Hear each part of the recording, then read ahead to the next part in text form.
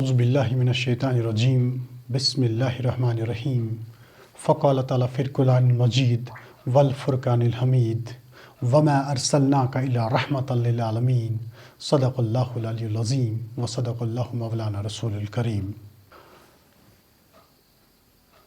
جیسے آپ سب کو معلوم ہے کہ آج وادی میں کیا پورے ملک میں عید المیلاد النبی صلی اللہ علیہ وسلم پہ روشنی ڈالی گئی کہ کب حضرت محمد صلی اللہ علیہ وسلم رحمت للعالمین اس دنیا میں تشریف لائے اور اس نے پوری زندگی میں کیا کیا کیا۔ قرآن مجید واضح فرماتے ہیں لقد کان رسول اللہ اسوۃ الحسنہ، رسول اللہ صلی اللہ علیہ وسلم کی ذات تمام انسانوں کے لیے ایک بے مثال نمونہ ہے۔ قرآن کریم میں یہ بھی آیا ہے وما ارسلناک الا رحمۃ للعالمین صدق اللہ العلی العظیم۔ قرآن مجید کی آیت وما ارسلناک الا رحمۃ للعالمین کہ حبیب ہم نے آپ کو تمام عالمین کے لیے رحمت بنا کر بھیجا ہے۔ یہ وہ خطاب ہے جو کسی اور پیغمبر کو نصیب نہ ہوا، اگر ہوا تو صرف سرور دو عالمین کو، اور کیوں نہ ہوتا کیجیے۔ آسمان سے 4 کتابیں نازل ہوئی، تورات، زبور، انجیل اور قرآن مجید، لیکن شان نزول کچھ عجیب تھا۔ جب تورات کا وقت آیا تو حضرت موسیٰ علیہ السلام سے کہا گیا اب کوہ طور پر جا کر عبادت کیجیے۔ جب زبور کا وقت آیا تو حضرت داؤد علیہ السلام سے کہا گیا اب 40 دن کے چلے کاٹیے۔ انجیل کا وقت آیا تو حضرت عیسیٰ علیہ السلام سے کہا گیا اب عبادت گاہ میں بیٹھ کر عبادت کیجیے۔ لیکن جب سب سے عظیم کتاب یعنی قرآن مجید کا وقت آیا، نہ آپ صلی اللہ علیہ وسلم کو غار حرا میں جانا پڑا، نہ آپ صلی اللہ علیہ وسلم کو 40 دن کے چلے کاٹنے پڑے، نہ آپ صلی اللہ علیہ وسلم کو عبادت گاہ میں بیٹھ کر عبادت کرنی پڑی، بلکہ ایسا ہوا اگر رحمت للعالمین مکہ میں تھے تو قرآن کو بھی مکہ میں اتارا گیا، اگر 2 عالمین مدینے میں تھے تو قرآن کو بھی مدینے میں اتارا گیا، اگر آپ صلی اللہ علیہ وسلم جنگلوں میں تھے تو قرآن کو بھی جنگل میں اتارا گیا، حتیٰ کہ اگر آپ صلی اللہ علیہ وسلم اما عائشہ کے حجرے مبارک میں تھے تو قرآن کو بھی وحی اتارا گیا۔ بہرحال قرآن مجید کی یہ آیت وما ارسلناک الا رحمۃ للعالمین کہ اے حبیب ہم نے آپ کو تمام عالمین کے لیے رحمت بنا کر بھیجا ہے، لیکن صحابہ کرام کے نزدیک کل 18,000 عالمین ہیں، گویا کہ رحمت للعالمین 18,000 عالمین کے لیے رحمت بنا کر بھیجا ہے، اور اس رحمت کا اندازہ کتنی وسیع ہے۔ جب حضرت عائشہ رضی اللہ تعالی عنہا سے پوچھا گیا کہ رسول اللہ صلی اللہ علیہ وسلم کے اخلاق کے بارے میں ہمیں کچھ بتائیے، تو حضرت عائشہ نے جواب دیا کہ کانہ خلقہ القرآن، آپ صلی اللہ علیہ وسلم کا اخلاق قرآن تھا۔ آپ صلی اللہ علیہ وسلم نے صرف دنیا کے سامنے قرآن پیش کیا بلکہ خود اس کا مجسمہ نمونہ بن کر دکھایا۔ سامعین اس واقعے سے سمجھنے کی کوشش کیجیے کہ ایک شخص نبی کریم صلی اللہ علیہ وسلم کی خدمت میں حاضر ہوا، عرض کرنے لگا یا رسول اللہ صلی اللہ علیہ وسلم میں مکے کا ہوں اور ابو جہل کا قانون ہے اگر لڑکی پیدا ہو اسے زندہ دفنایا جاتا ہے۔ یا رسول اللہ صلی اللہ علیہ وسلم میرے گھر میں 6-7 سال سے کوئی اولاد نہ تھی، اب اولاد تو ہوئی لیکن ہوئی لڑکی،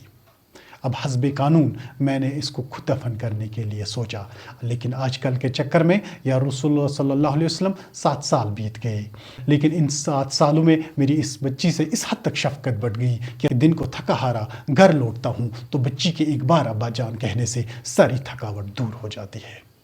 یا رسول اللہ صلی اللہ علیہ وسلم اسی دوران ابو جہل نے اپنی ظالم فوج کو بھیج کر مجھے اس کو دفنانے کے لیے کہا۔ آخرکار میں خود مجبور ہو گیا، اس کو دفنانے کے لیے تیار ہو گیا۔ میں نے اس کی ماں سے کہا بچی کو نہلا کر تیار کرو، میں اس کو اپنے ماموں کے پاس لے جا رہا ہوں۔ ماں نے جب بچی کو نہلا کر تیار کیا تو میں نے اس بچی کو اٹھا کے جنگل کی طرف سفر کیا، تو جنگل پہنچتے پہنچتے یہ بچی مجھے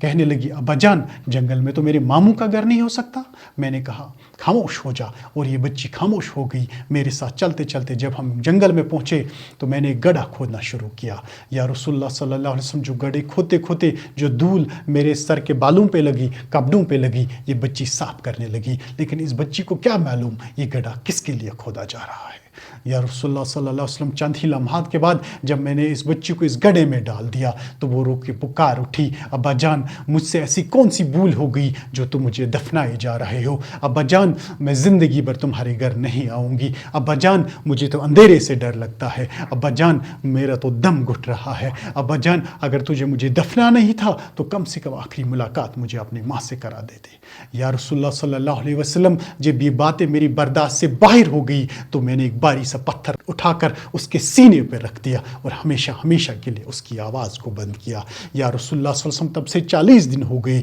وہ روزانہ میرے خوابوں میں آتی ہے اور کہتی ہے ابا جان قیامت کا دن ہوگا، اللہ اور رسول اللہ صلی اللہ علیہ وسلم کی عدالت ہوگی، میرا ہاتھ ہوگا تیرا گریبان ہوگا۔ یہ سن کر رسول اللہ صلی اللہ علیہ وسلم کی آنکھوں میں موتی کی طرح آنسو گرنے لگے اور فرمانے لگے، او شخص تو نے زمین و آسمان کو ہلا کر رکھ دیا، لیکن یاد رکھ جو رحمت کی چادر میں لے کر آیا ہوں وہ اس گناہ سے کہیں زیادہ وسیع ہے۔ ہاں آج کل جو ہم یہ مجلسیں مناتے ہیں اس کا فائدہ کیا ہے؟ اس کا فائدہ تو واللہ تب ہے جب ہم اس حقیقت کو جان لیں ہم کس کے امتی ہیں، ہمیں کس کی پیروکاری کرنی چاہیے، عظیم پیغمبر کی جس نے ہمارے عورتوں کے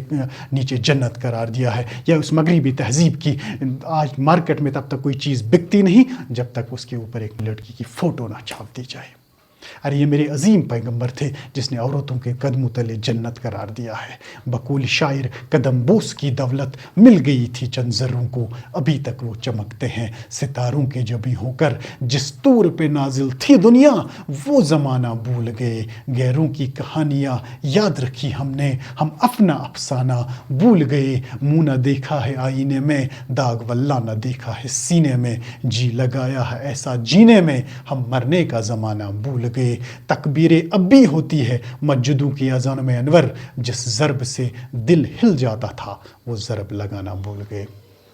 بے شک ہمیں بس اپنے آپ کا محاسبہ کرنا ہے، ہمیں کس کی پیروکاری کرنی چاہیے، کیا اس عظیم پیغمبر کی، یا اس مغربی تہذیب کی، یا اس دنیا کی جس کو آج سب کو پتہ ہے ہمیں ایک نہ ایک دن یہ دنیا فانی چھوڑ کے جانا ہے۔ تو آئیے مل کر آخرت کی تیاری کریں، ایک دوسرے کا ساتھ دیں،